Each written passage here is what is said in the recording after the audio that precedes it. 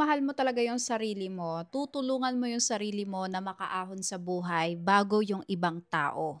Paano mo sila maaalagaan, paano mo sila matutulungan kung sa sarili mo hindi mo yun magawa? Kasi ang mangyayari diyan mauubos ka sa bandang huli, eh.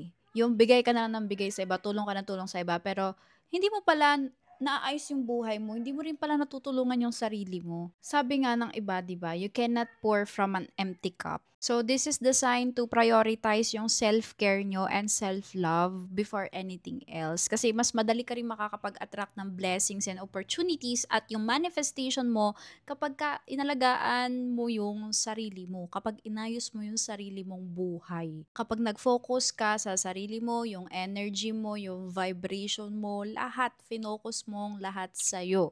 Kasi alam mo na yung standards mo eh. Hindi ka na magsisettle for less or dun sa bare minimum. Tsaka kung ano yung nangyayari sa paligid mo at dun sa mga taong nakapaligid sa'yo, yun yung nandito sa subconscious mind mo. So, become a good example dun sa mga taong yon. You have to walk the talk para ma-influence mo din yung mga taong nakapaligid sa'yo na alagaan din yung sarili nila para hindi na maging dependent sa isa't isa. Mas maganda na sa sarili tayo nakaasa at dun kay God sa taas or kay universe kung anong tawag mo sa kanya. Kasi we will never be happy if lagi na lang tayong umaasa sa ibang tao ng happiness natin at yung pag-aalaga nga sa mga sarili natin. So tayo na ang mag-alaga sa sarili natin. Huwag na nating antayin yung ibang tao.